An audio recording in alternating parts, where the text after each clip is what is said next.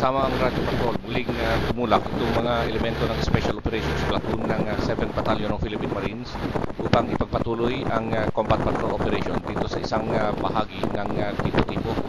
Ito'y naglalayong mapigilan na makapisit itong mga bandidong Abu Sayyaf mula sa kanilang pinagpupuntaan sa barangay Silangpum.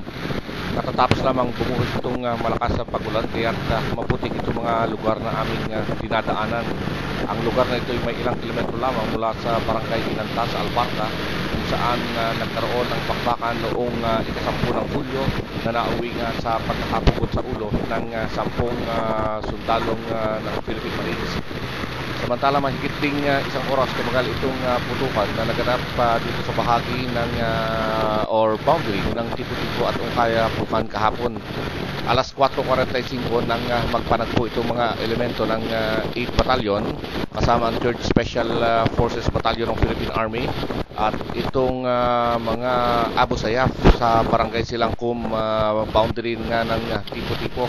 Nagkaroon ng mga automatic fire bago sinundan ng mga serye ng pagpapaputok ng 81mm mortars at sinuportahan ng artillery fires mula sa 105 howitzers ng tropa ng pamahalaan. Isang miyembro ng Special Forces at isang marine ang nagtamo ng shrapnel wounds at kaagad inilikas sa kanilang headquarters sa Campo 1 sa Lamitan.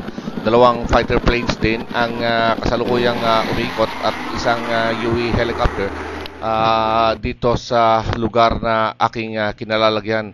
Pasado alas 9 ng gabi ay nakakarinig pa ako ng mga putok ng kanyon at maging ng light automatic fires. Ang engkwentro kahapon ay nangyari halos 300 metro lamang ang layo mula doon sa lugar ng sagupaan noong Sabado kung saan 15 sundalo ang napatay samantalang mahigit sa 40 naman ang nalagas sa panig ng Abu Sayyaf. Sa ngayon ay patuloy itong combat patrol operation namin dito sa isang barangay ng tipo-tipo upang tugisin at hanapin yung natitira pang mga miyembro ng Abu Sayyaf na responsable sa pamumugot sa ulo ng mga Philippine Marines. Mula dito sa tipo-tipo, itong Radyo Patrol, Noel Alamar, ABS-CBN News, DZMM Exclusive.